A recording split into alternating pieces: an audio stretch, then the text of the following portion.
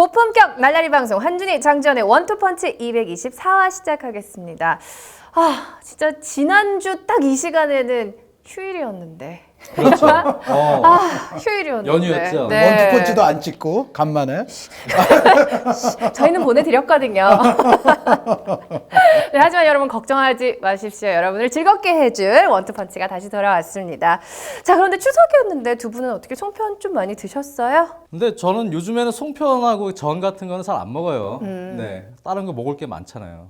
예를 들어 뭐 드셨어요? 잘 드시나 봐요? 네, 네. 저는 많이 먹어요. 비싼 거 그래서 많이 드시나 뭐 봐요? 갈비, 네. 뭐 회, 뭐 많더라고요. 그래갖고 당일날 가서 네. 엄청나게 흡입을 하고 네. 갔더니 큰일 났어요. 지금 다이어트 한다 그랬었거든요. 네. 도로 떴어요. 그래서 장지현 씨가 다이어트 한다는 그런 얘기는 하지 마세요. 네. 우리 한준희 위원님은요? 저는 정말 명절 때 조금이라도 쉬어본 게 요번이 처음인데 그냥 컨디션이 안 좋아서 그냥 쉬었어요. 한 이틀 쉬었어요. 그래도 우리 축구 얘기하면 다시 살아나잖아요. 그렇죠? 오늘은 축구 얘기잖아요. 네, 오늘은 축구에 다시 본연의 축구 이야기로 저희가 돌아왔습니다. 자, 그래서 첫 번째 주제로 유럽 축구 초반 기대 이상의 팀과 이하의 팀에 대해서 저희가 이야기를 나눠볼까 합니다. 저는 딱 한 팀이 좀 떠오르긴 하는데 기대 이하라고 하니까 네, 그 팀이 어딜까요? 실망을 좀 많이 한 팀이겠죠. 네. 아무래도 맨체스터 유나이티드일 것 같습니다. 우리나라에 팬이 워낙 많고. 근데 조세 무리뉴 감독이 리그 지금 연패를 당하긴 했습니다만 뭐 제가 볼 때 아직까지 이렇게 크게 걱정할 단계는 아니고요. 조금 더 지켜봐야 되겠다라는 생각을 하게 됩니다. 그래서 무리뉴 감독도 지금 새 팀이고요. 새로 꾸리는 과정에서 분명히 시행착오는 있을 것 같았는데 초반에 너무 잘 나가서 그냥 시행착오 없이 들어가나 사실 싶었어요. 네. 그런데 역시 시행착오가 또 시작이 됐습니다. 네. 자, 왜 그런지에 대해서 지금 많은 팬들이 포그바랑 루니에 대해서 이야기를 많이 하고 있거든요. 그렇죠. 그거는 이제 원투펀치 저 포그바 선수 영입 즈음에서 한번 말씀을 드렸었는데 뭐 제 이야기가 맞다 그 얘기가 아니고 제가 그때 한 얘기를 다시 리바이벌 한번 해볼게요. 포그바 선수는 뭐 세계 최고 이적료 기록 보유자이고 이제 맨유의 차세대 진짜 희망으로 데려온 거 아닙니까? 그러니까 당연히 기용을 해야 되고 질라탄 선수는 에릭 칸토나처럼 해달라는 거를 이제 기대하고 데려왔으니까 당연히 기용해야 되고 그럼 마샬 선수는 뭐 이제 포그바 선수가 오기는 했지만 역시 나이에 비해서 엄청나게 비싼 돈으로 데려왔으니까 마샬 선수 안 쓰기도 좀 껄쩍지근할 거고 여기에 이제 독일에서 아주 잘했던 또 미키타리안 선수 데려왔으니까 또 써야 될 거고 자 루니 선수 잉글랜드와 맨체스터 유나이티드의 장기간 동안 또 얼굴격의 선수 아니었습니까? 물론 호날두 선수가 또 얼굴을 하던 시절도 있었지만 그때도 어쨌든 뭐 루니 선수는 있었는데 루니 선수 또 상징이고 얼굴이니까 써야 될 거고 자 이제 문제는 써야 될 선수들은 많아요. 여기에 뭐 지금 언급 안 된 선수들도 있습니다. 그런데 과연 어떻게 조합이 될 거냐 그리고 만약에 그때 제가 드렸던 말씀이 포그바와 질라탄과 루니가 같이 들어가게 된다면 여기에는 뭔가 밸런스상의 문제가 생길 수가 있고 제가 2013년에 저 아영님 오시기 전에 장 의원님하고만 할 때 이제 했던 그때 이제 얘기가 또 하나 리바이벌 그거 생각이 나는데 퍼거슨 감독이 2013년 초에 루니 선수를 한번 내보낼까라는 기사 같은 게 많이 나왔던 적이 있었어요. 네. 그때 제가 이제 원투펀치에서 그 맨유 팬들한테 제가 좀 많이 아마 혼났을 가능성은 높은데 무슨 말씀을 하셨길래요? 루니 선수 나갈 가능성이 한 90% 넘지 않을까요? 제가 아마 그 얘기를 했어요. 루니 선수에 대한 뭐 이적설 뭐 이런 얘기들도 나오는데 제 생각에는 네. 이적할 가능성 90% 이상이라고 생각합니다. 그래요. 어떻게 보면 제가 루니 선수에 대해서 2013년 그리고 한두 달 전에 사실 두 차례 좀 안 좋은 얘기를 한 거나 다름은 없는데 결국 그 밸런스에서는 루니가 빠져야 되지 않을까. 그리고 포그바를 일단 정말 비싼 돈에 차세대 희망으로 데려왔으면 그리고 앞으로 맨유를 질라탄 선수도 뭐 오래 뛰게 하겠습니까? 그거 아니니까 결국은 포그바로 하여금 이제 맨유를 앞으로 짊어져라 뭐 이제 이런 어떻게 보면 뭐 바르셀로나의 메시, 레알의 호날두 뭐 이런 식으로 맨유는 또 포그바 내세우려고 데려온 거 아니에요? 그러면은 결국은 포그바 선수 능력을 극대화시켜줘야 되고 그때 또 드렸던 말씀은 역시 요즘 이제 기사에서 그런 게 좀 나오고 있어요. 포그바 잘 뛸 때 보면 피를로, 비달 혹은 뭐 마르키시오 뭐 이런 선수들과 더불어서 잘 뛰었어요. 그런데 반면에 이제 제가 유로 때도 한번 드린 말씀이지만은 프랑스가 대회 내내 고민했던 거 있거든요. 파예를 극대화시켜야 되는가, 포그바를 극대화시켜야 되는가. 그리스만을 극대화시켜야 되는가? 프랑스는 어떻게 보면 준우승이라는 좋은 성적이 나오기는 했습니다만 대회 내내 3명의 선수 누구 극대화시켜야 되는가? 그거 놓고 대회 내내 고민하다가 결국은 준우승에 그쳤다고도 볼 수 있는 팀인데 그만큼 이제 유벤투스 사례, 프랑스 대표팀 사례를 종합해 보면 포그바 선수가 어느 정도는 전술을 조금 탄다. 그랬을 때 과연 포그바를 이제 정말 간판이자 얼굴로 생각하고 비싼 돈에 영입을 했는데 그럼 포그바 어떻게 살려야 될 거냐? 일단은 루니가 희생되는 쪽으로 가야 되지 않을까라는 말씀을 드렸었는데 결국은 최근의 뭐 모습은 그 얘기가 어느 정도는 뭐 현실화가 되고 있는 모습이라고 볼 수가 있죠. 일맥상통합니다. 그래서 포그바에 대한 활용에 대한 부분은 저희가 거액의 이적료 때문에 포그바 선수가 사실 이 정도의 가치는 아니다. 지금은요. 네. 하지만 이제 잠재 능력 가지고 있는 이 능력이 워낙 좋고 피지컬 능력이 좋기 때문에 포그바 선수를 사실 포그바 선수의 현재 경험치나 개인 능력으로 봤을 때는 어떤 팀에 가서도 쉽게 그 전술에 적응을 해서 자기가 창의적으로 그 전술에 맞춰 들어가는 유형은 아닙니다. 아직까지는요. 그러니까 감독이 포그바 선수의 성향을 전술에 맞춰서 잘 극대화시키고 활용하느냐가 중요한 시점이에요. 아직까지는 더 성장해야 될 경험치가 필요하기 때문에 그런 부분에서는 아직 이제 포그바 선수 같은 경우에 좀 공간이 나오고 오히려 이제 역스프름이나 이런 경우에 퍼스트 터치를 통해서 좀 빠른 전개를 할 수 있을 때 그럴 때 또 포그바 선수가 장점이 나오는 경우가 많습니다. 그리고 지공 상황에서는 역시 다른 선수들의 움직임이 얼마나 중요하냐가 포그바 선수에겐 중요하거든요. 근데 아직까지는 이제 그런 부분에 있어서 전술적으로 다른 팀원들과 좀 녹아들지 못하는 단계다. 이것만은 한현님과 같은 상황이고요. 네. 그렇다면 전체적으로 사실 누구를 살려주느냐에 대한 문제도 중요합니다만 무리뉴 감독이 자신의 철학을 확 바꾸고 막 진짜 펩 감독처럼 막 이런 경기 운영을 하진 않을 겁니다. 자신이 갖고 있는 철학, 기본적으로 점유율을 중시합니다만 무리뉴 감독의 기본 속성 중에 가장 큰 중요한 점은 피지컬과 속도입니다. 네, 그 부분. 그러니까 앞에서 일단 1차 압박이 왕성하게 이루어지는 상황, 그 상황이 잘 전개가 될 때 수비부터 이제 시작이 되는 전술 운영입니다. 그런데 이제 현재 맨체스터 유나이티드의 선수 성향을 보면 이브라이모비치가 1차 압박을 왕성하고 빠른 타이밍에 가는 스타일은 아니거든요. 그런 거 잘하는 선수는 카바니 선수죠. 그렇죠. 네. 그러다 보니까 기본적으로 맨체스터 유나이티드는 1차 압박을 통해서 끊어서 빠른 타이밍으로 역습 전개를 하거나 또는 뭐 그럴 경우에 이제 허리 라인이나 수비 라인이 같이 끌고 올라가서 세컨볼 싸움에서 피지컬적인 능력을 발휘해서 거기서 다시 또 재차 점유율을 확보를 하고 여의치 않을 경우에 이제 뒤로 돌려서 뒤에서부터 긴 공격과 쇼패스 게임을 병행을 하면서 다시 점유율 확보에 나서는 것이 기본 패턴인데요. 근데 지금 이브라이모비치의 체제라면 사실은 앞에서의 전방 압박은 어느 정도 조금 포기하더라도 뒤에서 점유율을 좀 많이 갖고 1차 빌드업이 잘 되는 안정적인 운영 속에 측면 공격을 살려줘야 됩니다. 지금 상황은요. 이 현재 선수들의 성향을 잘 이제 분석을 해서 경기 운영이 돼야 되는데 결국은 이러한 이제 클래식한 공격을 바탕으로 했을 때는 시즌 초반처럼 측면 공격이 살아나고 리드미컬하게 어느 정도 운영이 될 때 결국 크로스 공격 또 셋피스 상황에서 현재 가지고 있는 자원의 어떤 피지컬 높이를 활용해서 승부를 걸 수 있는 그런 좋은 상황이 됐었어요. 근데 결국은 이제 1차 빌드업이나 전체적인 주도권을 잡지 못할 경우 그럴 경우에는 이 팀이 다른 루트로 풀어나갈 방법이 쉽지가 않습니다. 간혹 뭐 시즌 초반처럼 마타 선수가 들어갈 경우에는 마타 선수가 수시로 내려와 주면서 빌드업에 관여를 해서 풀어주는 경우는 있습니다만 기본적으로 현재 펠라이니 체제에서는 빌드업에 있어서의 불안 요소는 분명히 내포되어 있다.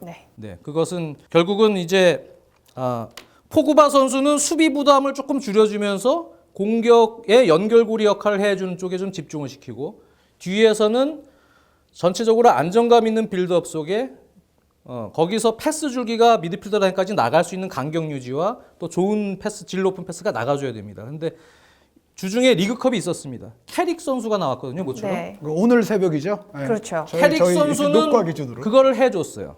근데 캐릭 선수가 지금 사실은 나이가 많고 맨유의 리그 일정상 지금 많은 경기를 소화하기가 좀 힘든 상황이라면 결국은 이제 캐릭 선수만큼 빌드업을 좀 안정적으로 해줄 수 있는 다른 방식을 좀 찾던지 아니면 전술 운영 체제를 경기 운영 방식을 좀 바꿔주면서 현재 좀 기복을 좀 타개할 수 있는 그런 방법이 좀 필요할 것 같아요. 무리뉴 감독에 대해서 약간 더 냉혹한 비판도 요즘은 뭐 저 아니더라도 많이 나오기는 하더라고요, 사실. 근데 조금 이제 약간 다른 각도에서 말씀을 드려보자면 무링요 감독의 어떤 근년의 축구를 보면 예전에 진짜 첼시 그 위대한 클럽 첼시에 처음 딱 이제 스타 감독으로 와가지고 잘 나가기 시작할 때 그때만큼의 어떤 명확한 경기 컨셉이 없다라는 느낌을 받게 돼요. 사실은 냉정하게 보면. 그러니까 뭐냐면 그때는 뭐 마켈렐레 롤이라는 얘기를 만들 정도로 마켈렐레 선수, 아르옌 로번, 데이미언 더프 뭐 이거 확실한 사실 컨셉이 있는 팀이거든요. 딱 봐도 멤버 구성만 보더라도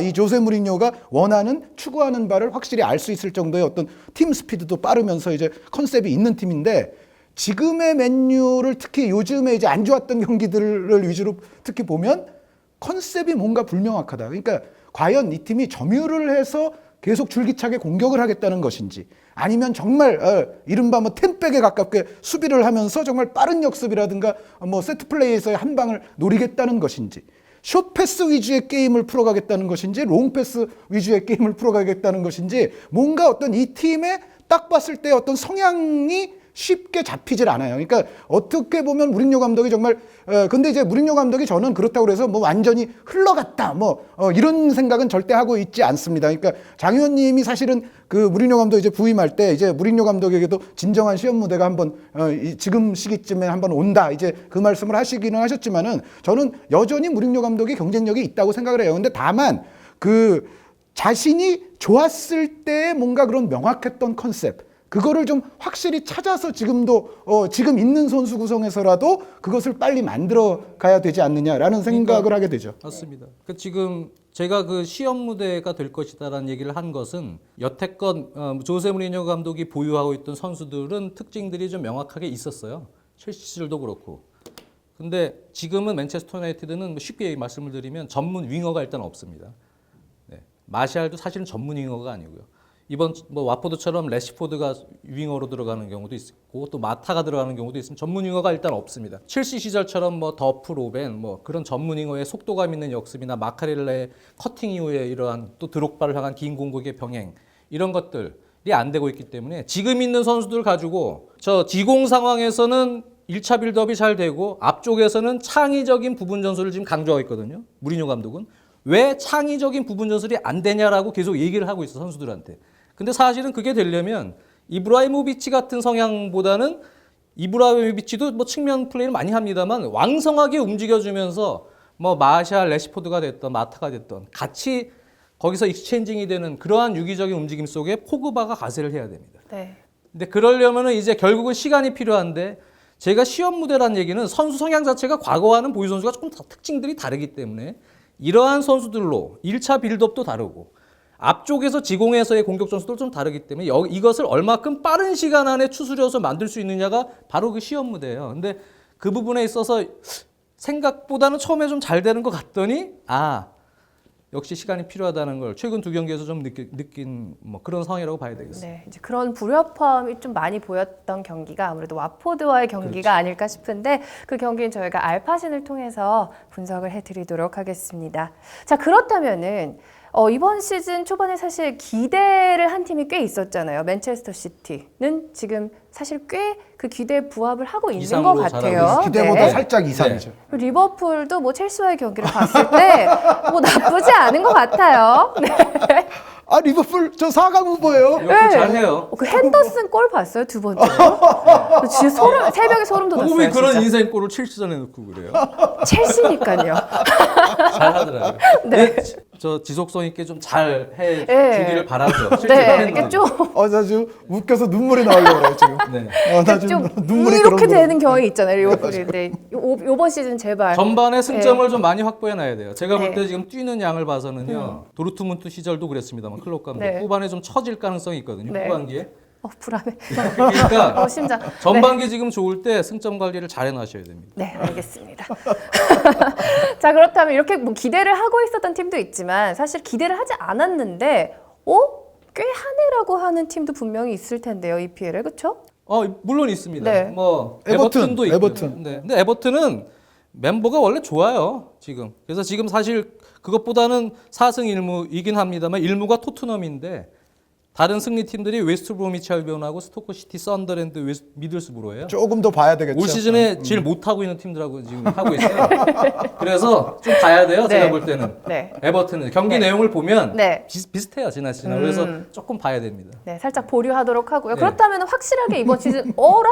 잘하는데? 라고 하는 팀을 한 팀만 꼽자면 그 유럽에 좀 화제를 끌고 있는 팀인데요. 사실은 뭐 그 정도 돈 썼으면은 승격한 팀이기는 하지만은 뭐 이 정도 할 수도 있는 건가 하지만은 이긴 팀들 중에 도르트문트를 잡았던 분데스리가의 라이프치히 이 팀 분명히 좀 주목할 값어치가 있습니다. 그러니까 지금 뭐 독일 내에서 뭐 3등 안에 들고 4등 안에 들고 있지는 않지만은 네. 그래도 상위권에 올라 있고 말씀드렸다시피 최근년에 엄청난 돈을 쓰기는 했어요. 그것 때문에 지금 무리를 사실 빚고 있는데 도르트문트 그 잡을 때도 도르트문트 팬들이 그 라이프치히에 가서 응원하는 거를 이제 거부할 정도로 또 사단도 좀 있었죠. 그러니까 이게 뭐냐면 지금 독일에서 가장 미움받는 팀 1위가 라이프치히입니다. 그러니까 각 팀들의 서포터들이 지금 집단적인 움직임으로 라이프치히 경기는 뭐 응원 보류 막 이런 지금 사태들이 나고 있거든요. 왜 그리고 그런 아니면 거죠? 이제 라이프치히한테 욕을 하든지 이제 왜 그 그런 이유가 거예요? 독일은 아시다시피 그 50+1 제도라고 그래서 그 어떤 대기업이나 이런 데가 압도적인 어떤 주식을 사들여서 모든 거를 소유하고 좌지우지하거나 이런 거를 기본적으로 못하게 돼 있고, 물론 이게 예외들이 있습니다. 그러니까 어떤 예외냐면 20년 이상 자연 발생적으로 그 클럽에 자연스럽게 투자를 계속 해왔던 경우. 예를 들어 볼프스부르크나 이제 레버쿠젠이나 이런 경우는 특히 예를 들어 그런 거죠. 이런 클럽들은 그 도시에 그 회사에 근무하는 노동자들, 그런 어떤 시민들 위주로 자연 발생적으로 생겼는데 이 회사가 당연히 이제 자기네 회사가 있는 지역에 있는 팀이다 보니 계속 스폰을 해왔고, 그런 기간이 장기간이 넘은 팀들은 이제 이 회사들의 그 개입을 어느 정도 허용을 해주는 거죠. 그런데 반대로 근데 라이프치히가 욕을 먹는 이유는 라이프치히는 그렇게 자연 발생적으로 생긴 클럽이 아니고요. 5부 리그 이름 없던 클럽을 그 오스트리아에 기반을 둔 유명한 음료 회사가 그냥 사들여 가지고 1억 유로를 썼어요. 그 혹시 그 빨간 그렇죠. 맞아요. 네. 빨간 황소 빨간 있잖아요. 그 짤츠부르크도 하는 그 짤츠부르크도 하고 뉴욕의 레드불스라는 레드- 팀도 뉴욕의- 있어요. 아이고 이름 얘기. 그 팀 이름이라서 네, 그 얘기를 할 수밖에 없는데 네. 그 회사가 원래 이름도 다른 정말 조그맣던 클럽을 그대로 소유를 한 다음에 이 지금 어떤 일이 벌어지고 있냐면, 예를 들어 도르트문트 같은 경우는 의사결정에 참여할 수 있는 이른바 회원 뭐 내지 주주라고 그럴까요? 근데 그 회원의 숫자가 14만 명 뭐 이래요. 10몇만 명이에요. 그런데 이 저 라이프치히 같은 경우는 17명이래요. 이사회 결정에 참여하는 그 멤버의 숫자가. 근데 그 멤버들은 다 누구냐? 그 기업의 임원들이죠. 기업의. 독일 정서상 네, 미움을 정서 받을 수밖에 없겠네요. 게다가 이 팀 같은 경우는 모든 어떤 것이 결국은 그 상품을 팔기 위한 어떤 마케팅의 수단 아니냐. 이 축구, 그러니까 다른 예를 들어 다른 기업들이 하는 팀이라 하더라도 그런 팀들은 기본적으로 돈을 쓰고 버는 것이 모두 그래도 기본적으로 축구를 위해서, 축구로 돈을 벌고 또 번 돈을 또 축구를 위해서 다시 쓰고. 그런데 라이프치히 같은 경우는 목표 자체가 불명확하다. 이거는 과연 축구를 위해서 돈을 버는 건가? 아닐 수 있다. 그래서 근데요, 독일 팬들이 네. 반발하고 있는 여기 거죠. 축구는 잘해요. 도르트문트를 아까 잘했다고 잘하니까. 하셨잖아요. 잘하니까. 그러니까 라이프치히가 특히 전술적으로 도르트문트를 잡았어요. 네. 막판에 골 넣어서 도르트문트를 잡았는데, 특히 이제 4-2-2-2 같은 포메이션을 구사를 하면서 위쪽에 2명의 스트라이커와 가운데로 좀 좁혀주는 양 윙어와 그리고 뒤쪽에 이제 수비형 미드필더를 2명을 쓰는데, 특히 도르트문트와의 경기에서는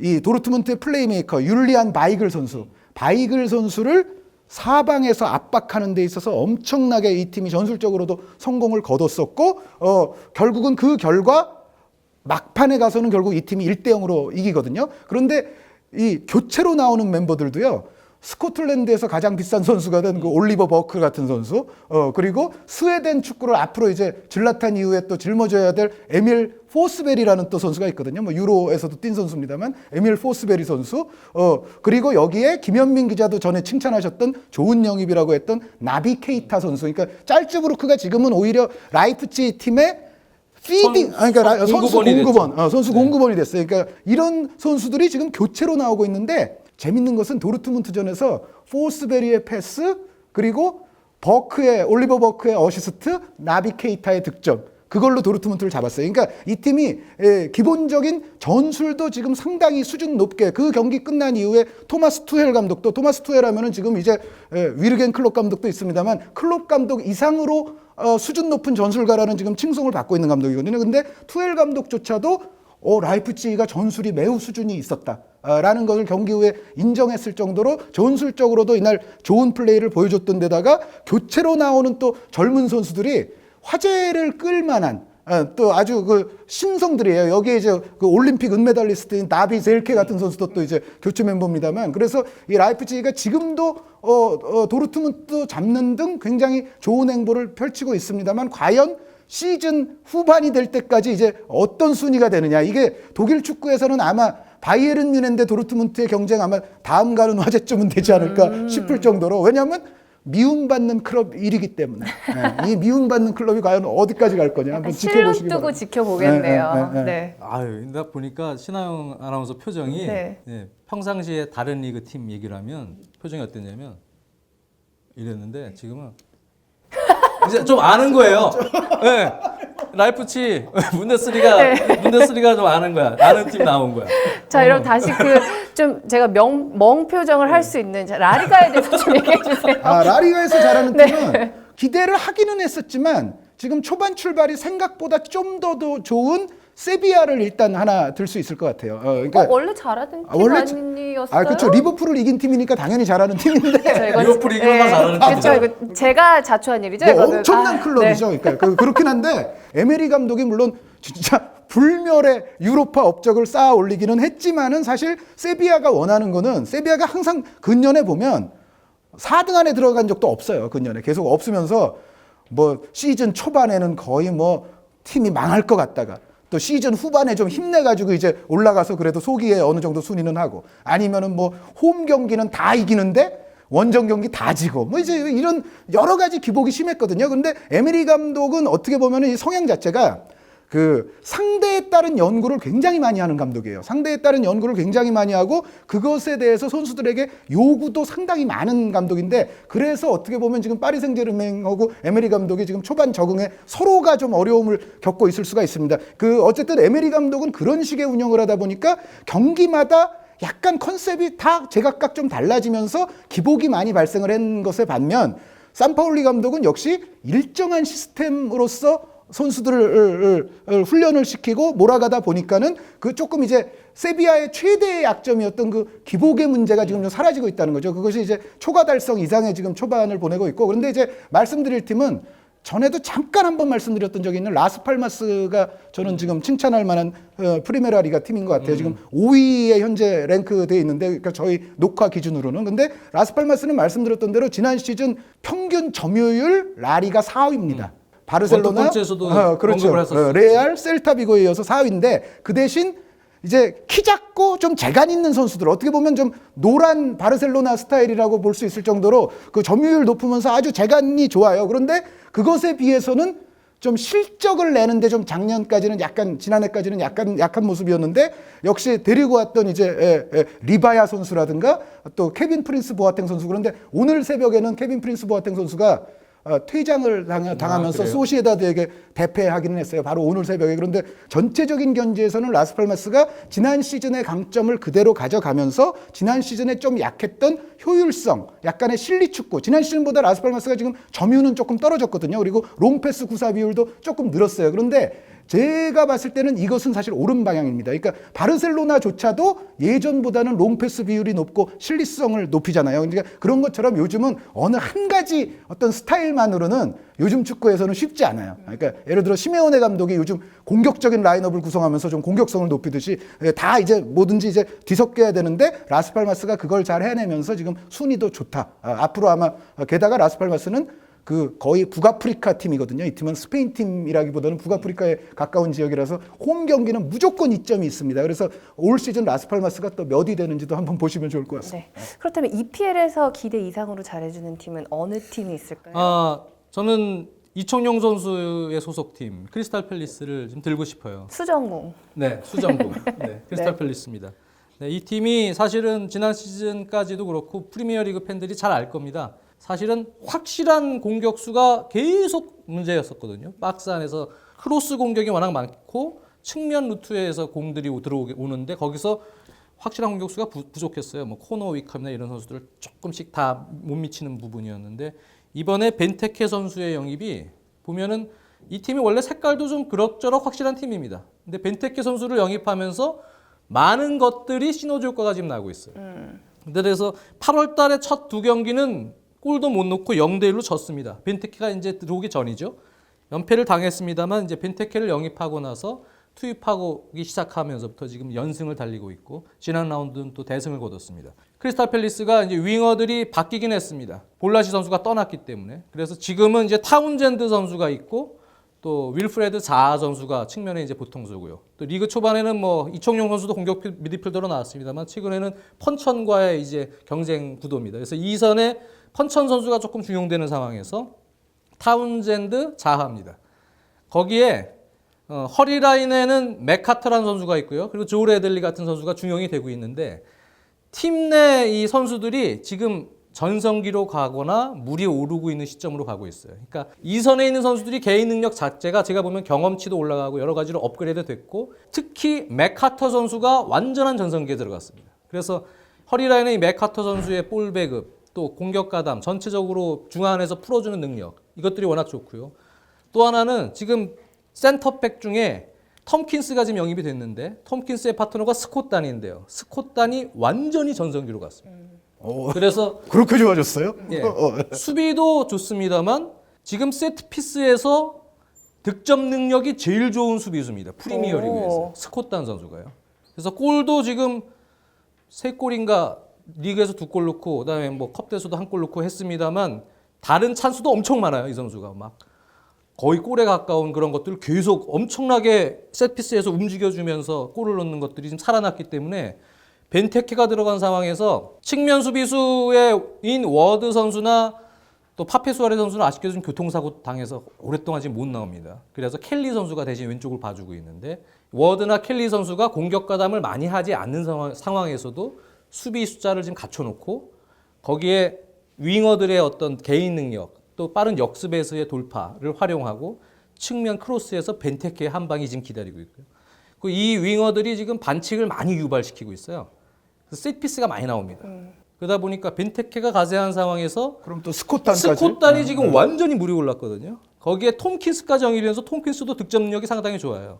세트피스가 상당히 강해졌어요. 그래서 전체적으로 보면 크리스탈 팰리스가 지금 이렇게 얘기만 들으면 굉장히 무서운 팀인데요. 무서운 팀인 것 같은데요. 이렇게 질문 있어요. 올라올 네. 것 같잖아요. 제가 계속. 질문 한 줄만 할게요. 예. 그 레스터 빌이 나는 거예요, 그럼? 아니에요. 그 정도 아니에요. 이 말 한마디에 정리가 됐어요. 이청용 선수가 또 있는 팀이고 네.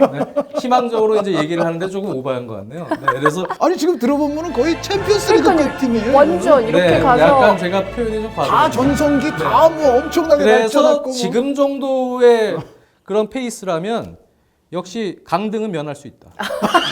그래서 네 중위권으로 갈 수 있다. 그 여태까지 네. 원투펀치에서 제일 웃겼어요. 진짜 장경태. 아니 저도 그 아영 씨 오기 전에 저거 한 거 횟수도 긴데 역대 진짜 뭐요? 역대 레벨의 제일 뭐가 웃겼죠. 웃겨. 네. 자, 크리스탈 팰리스 이야기 해봤고요. 자, 다른 리그에서 자, 저희가 기대 이하의 팀을 또 안 해봤는데 라리가에서 어떤 팀이 네, 있을까요? 두세 줄씩으로 하겠습니다. 발렌시아와 샬케입니다. 그냥 한꺼번에 했어요. 저 발렌시아는 물론 저희가 녹화한 이후에 몇 시간 지나면 그 주중 경기가 하나 더 남아 있어요. 그러니까 발렌시아 대 알라베스의 경기가 있습니다. 바르셀로나 잡았던 팀이죠. 근데 그 경기가 어떻게 될지는 모르겠습니다만 이미 감독이 기사 보셨겠습니다만 경질이 됐어요. 아예스타란 감독이 게리 네빌 감독보다 더 나쁜 기록을 남기고 경질됐습니다. 그러니까 더 나쁜 기록이란 건 뭐냐면 게리 네빌 감독이 16경기에서 승점을 14점 땄어요. 그렇죠. 16경기 14점. 아예스타란 감독이 12경기에서 10점 따고 갔습니다. 발렌시아 창단 이후에 지금 거의 최고의 암흑기라는 얘기까지도 지금 나오고 있는데 여기서 가장 책임 물어야 될 사람 하나. 역시 이 싱가포르의 피터림 구단주. 이게 왜 그러냐면은 제가 봤을 때는 뭐 영입, 뭐 방출, 뭐 저 다 아시기 때문에 딴 얘기 안 할 거고요. 피터링 구단주가 지금 팀을 처음에는 잘못된 방향으로 이끌다가 지금은 약간 방치하는 수준 그러니까 아니냐라는 삘이 있어요. 저는 원래 그 구단주를 기대를 많이 했어요. 이름이 피터림. 이제 제가 퍼시픽님이라는 영화 재밌게 봐서 뭔가 거대한 뭐 오늘 빵빵 아니 그게 터지는데요? 아니고 진짜 거대한 퍼스픽님 네. 보셨을 때 이름이 그 자녀분하고 같이 가서 봤다고 저한테 막 형도 재밌어 형 봐. 막 그러니까 그랬었어요. 그래서 와 거대한 진짜 팀을 이렇게 이끌 것처럼 막 그렇게 느껴졌어요 이름이. 네. 이게 뭐예요 이게? 아니, 그러니까 한 가지 걱정되는 게, 뭐 그렇게까지는 안 갈 거예요. 지금 마르셀리노 가르시아 토랄 그 비아레알 전 감독을 지금 데려오려고 또 작업을 하고 있다고 그러니까 이제 그렇게까지는 안 갈 거고 지금 발렌시아가 갖고 있는 멤버만 보더라도 뭐 산티미나라든가 뭐 무니르 선수도 사실 프리시즌에 좋았잖아요. 여기에 기본적으로 나니 선수 또 뭐 유로에서 잘했던 나니 선수 데려왔고 그래서 사실 지금 있는 멤버만으로도 그렇게까지 나쁜 멤버는 아니에요. 그러니까 물론 수비 조합은 물론 가라이라든가 망갈라 이런 선수들이 좀 더 조직을 갖춰야 되기는 하겠습니다만 그렇게까지 나쁘진 않은데 이제 문제는 예전에 말라가가 생각이 나는 거예요. 라리가 특히 팬분들이라면 말락티코스, 로스 말락티코스라고 해가지고 로스 갈락티코스처럼 막 엄청나게 돈을 퍼부어가지고 이 선수 저 선수 다 데려왔는데 그거 조금 하다가 결국은 팀을 방치했거든요. 근데 지금 지금 발렌시아가 한 것을 보면 그 이른바 EPL 팀들이 조금 많이 해서 좀 문제가 B급 선수에게 돈 많이 쓰기. 그거 조르제 멘데스에게 속기. 뭐 이제 이거 하다가 리버풀이 많이 했잖아요. 감독과 친한 이제 게리 네빌 감독 데려왔다가 뭐 초보 감독이니까 어떻게 보면 실험만 하다가 좀 망했습니다만 그러다가 지금은 올 시즌 이렇게 보면은 아시다시피 무스타피 선수 나갔죠. 파코 알카세르 나갔죠. 안드레 고메스 나갔죠. 이거 거의 방기 수준 아니냐 지금은 거의 방치, 방기 이런 것에 지금 가까운 상황이라서 정말 좀 걱정이 되고요. 샬케 같은 경우는 감독 경질 같은 게 뭐 있지는 않을 겁니다. 왜냐하면 샬케가 정말 원했던 감독이 왔어요. 그 바인치얼 감독이라고 우리 분데스리가 우리 한국 선수들의 또 스승 아닙니까? 이 바인치얼 감독은 사실 위르겐 클롭과 토마스 투헬의 뒤를 이을 정말 좋은 전술가가 될 것이다라는 소리를 예전부터 많이 들어왔던 사람이기 때문에 지금 샬케도 전패이기는 합니다만 뭐 그렇다고 이거는 감독 경질까지는 가지 않겠지만 샬케의 문제는 지난 시즌보다 점유도 떨어지고 슈팅 숫자도 떨어지고 유효 슈팅 숫자도 떨어지고 훈텔라르 선수는 나이 한 살 더 먹었고 엠볼로 선수를 데려왔는데 엠볼로 선수는 아직까지도 뭔가 볼 처리에 대한 어떤 확실한 빠른 템포라든가 어떤 주변 동료를 활용하는 어떤 지능적인 플레이라든가 이런 것은 엠볼로 선수가 아직 좀 부족해 보이고요. 그리고 고레츠카를 쓸 거냐 막스마이어를 쓸 거냐 여기에 대해서도 바인치얼 감독이 아직까지는 확답을 좀 찾지 못한 물론 가장 최근 경기는 이제 마이어 선수가 나오기는 했습니다만 사실 이 팀이 엠볼로도 데려왔고 사네가 나갔지만 엠볼로 데려왔고 코노플리앙카도 임대해 왔고 기본적으로 마이어 고레츠카 뭐 이런 선수들이 있고 훈텔라르의 득점력이 좀 근심거리기는 합니다만 전체적인 어떤 팀의 역량으로 봤을 때는 샬케가 그래도 여전히 유로파 리그권 정도에서는 싸우고 있어야 되는데 4강 안에도 들 수 있는 전력이 지금 전패 그 최하위권입니다. 그래서 이 샬케도 빨리 바인치얼 감독이 이 선수들에 대한 무링요 감독이나 마찬가지인 것 같아요. 있는 자원들의 능력을 극대화시킬 수 있는 빨리 그런 길을 찾아내야 되는 팀 중에 하나입니다. 네. 자, 저희가 이렇게 유럽 축구 초반 여러 팀들에 대해서 전반적인 리뷰를 해드렸는데, 자, 그렇다면은 이제 많은 팬분들이 기대하고 있는 맨체스터 유나이티드의 과연 약점은 무엇인가 오늘 빵빵 터지는 장 의원님의 설명으로 알파신을 통해서 저희가 분석을 해드리도록 하겠습니다. 네, 시즌 초반에는 이 강력한 우승 후보로 불렸던 맨체스터 유나이티드가 사실 지금까지는 조금 기대 이하의 모습을 보여주고 있어요. 그렇습니다. 일단 뭐 감독이 새로 바뀌어서 팀을 꾸릴 때 역시 경기 내용적으로 1차 빌드업의 안정성, 네, 이것이 이제 중요하다는 말씀을 드렸는데요. 일단 와포드전입니다. 네, 경기 초반인데요. 1차 빌드업과 함께 이제 포그바 선수를 또 어떻게 잘 활용하고 조직적으로 녹아들게 만드느냐, 그것도 시즌 초반에 중요합니다. 포그바 선수는 기본적으로 중앙 미드필더입니다만 중앙과 왼쪽으로 도는 이런 역할을 유벤투스 시절에도 많이 해왔습니다. 네, 그런 상황에서 빌드업 과정에서 자 루크쇼부터 자 포그바까지 가는 과정인데요. 네, 이 상황에서 자, 레시포드가 이제 또 돌아 나가는 이러한 유기적인 움직임 속에 원터치 플레이나 좀 빠른 전개가 이 라인부터는 전개가 돼야 되는데요. 그런 부분에서 아직 조직적으로 완비가 되지 않은 채 지금도 줄 수 있는 타이밍을 놓쳤습니다. 네, 결국은 고립되고 이 상황에서 네, 공격이 안 되는 6분 상황이었습니다.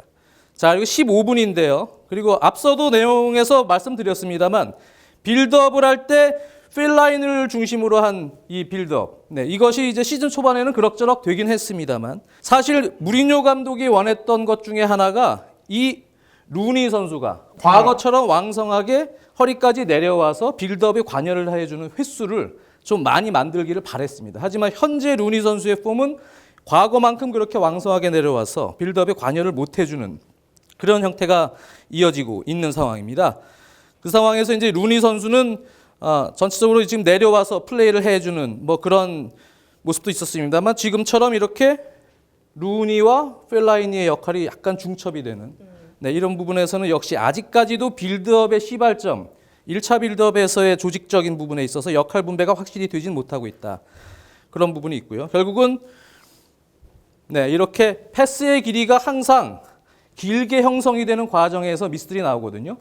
그 과정에서 지금은 패스 줄기를 잘 찾아서 들어갔습니다만 네, 여기도 공격이 이제 실패가 되긴 했습니다. 15분 상황이었고요. 그리고 바로 이어지는 이제 17분. 네. 17분입니다. 보통은 이제 앞쪽에 질라탄 이브라이모비치 같은 선수가 있기 때문에 과거처럼 이제 전방 압박을 강하게 하고 라인을 좀 끌어들여서 공수 간격을 좁혀서 거기서부터 끊어서 좀 빠른 전환을 가는 이런 형태로 경기 운영도 했던 감독입니다만 지금은 약간 뒤로 쳐져서 과거에 지향했던 점유율 축구를 바탕으로 한 경기 운영을 또 시작을 하는데요. 근데 보통 이제 요즘 현대 축구에서는 이 센터백들이 빌드업을 시작을 할 때 보통 이렇게 벌리죠. 네. 네. 그리고 이제 빌드업의 시작점에 있는 수비형 미드필더가 내려와서 3백처럼 운영이 되면서 그렇게 되면 이제 전체적인 간격도 이렇게 좀 올라오게 됩니다. 라인이요. 네, 올라와서 간격이 좀 좁혀지면서 빌드업이 되기 때문에 미드필더들과의 패스 간격도 좁아지고 빌드업에 있어서 측면 윙백들이 윙어처럼 올라갈 때 자연스럽게 측면 공격의 활로도 숫자 싸움에서 열 수 있는 그런 기틀을 마련하는데 현재 맨유는 과거 클래식한 형태의 빌드업이 지금 진행이 되고 있다는 얘기죠. 네, 그래서 펠라이니 선수를 중심으로 된 이러한 빌드업이 이제 진행이 되고 있기 때문에 결국은 이렇게 측면 쪽을 통한 루트가 펠라이니가 잘 빌드업 형성이 안 될 때 이 측면 쪽에서 계속 전개가 되는 이런 루트 속에서 다소 답답한 패스미스가 나왔죠. 또 너무 빌드업이 쉽게 줬는데요? 네, 너무 쉽게 뺏기는. 네. 자, 이번엔 또 18분인데요. 역습 상황입니다. 네. 역습을 끊어내서 역습을 나가는 상황. 역시 맨체스터 유나이티드가 가장 또 노려볼 수 있는 그런 형태의 공격인데요. 자, 이 상황에서도 포그바 선수의 패스가 끊깁니다. 네. 포그바 선수의 패스 줄기가 지금도 좀 길긴 했습니다만 전체적으로는 아직까지 역습 상황, 지공 상황에서 포그바 선수의 능력을 좀 제대로 활용하기 힘든 그러한 구조가 지금 계속 나오고 있다. 이 경기에서 이렇게 말씀을 드릴 수 있겠고요. 바로 이어지는 19분입니다. 발렌시아가 끌고 오죠. 네, 루니 선수가 약간 처져서 질라탄 이브라히모비치가 주고받고 여기까지는 좋았습니다. 네. 자, 어처구니 없는 패스미스입니다. 이 장면 기억나네요. 네. 기억나시죠? 네. 네. 그러니까 결국은 지금 연이어서 19분까지 초반 흐름에서 사실 맨유를 상대하는 중하위권 팀들이 그렇게 자신감 있게 나가진 못합니다. 수비 위주의 경기 운영을 하는 편인데 전체적으로 전력이 약한 팀이 슬금슬금 자신의 전력을 더 보여주기 시작을 해서 그 팀을 무너뜨리는 경우가 강팀이 스스로 무너질 때입니다. 초반 흐름에서 맨유가 지금 20분까지 흐름에서 스스로 이렇게 빌드업 과정이 무너지고 자연스럽게 watford가 결국은 흐름을 잡아가면서 이 다음에 얼마 안 있다가 이제 watford가 첫 골을 넣거든요. 그러니까 이 경기 맨유 팬들한테는 죄송한 말씀이지만 장 의원님이 몇 장면 지금 설명해 주신 걸로는 와포드는 자신감이 막 올라갔겠네요. 그렇죠. 이 시간대 동안. 네, 맞습니다. 뭐 복싱도 그렇고 모든 종목이 그러지 않습니까? 네. 약한 선수가 뭐 타이슨이 질 때도 그랬고, 네. 오 이러다가 이거 쳐보니까 오늘 되는데 이거 네, 그런 식입니다. 그래서 사실은 강팀이 경기 운영을 스스로 점유율을 잡고 리드를 해서 하려면 초반 선수들이 첫 패스도 매우 중요합니다. 첫 패스를 잘해야 경기가 풀리고 전반 운영이 리드미컬하게 좀 들어가야 줘야 되는데 이러한 기복 있는 경기가 지속이 될 경우에는 결국은 이제 선수의 활용법에 있어서 앞서 말씀드린 대로 여러 가지 변화를 모색해야 될 시기가 조금 길어질 것이다. 네, 그렇게 생각이 드네요. 근데 반면에 이제 한마디만 더 붙이면 맨시티 같은 경우는 초반에 상대들로 하여금 겁을 집어먹게 만들 것 같아요. 요즘 하는 걸 보면 특히 초반이 좋지 않습니까? 맨시티가. 맞습니다. 자, 이렇게 기대했던 팀인 맨체스터 유나이티드가 왜 좀 기대 이하의 모습을 보여주고 있는지 저희가 몇 가지 예를 또 알파신을 통해서 보내드렸습니다.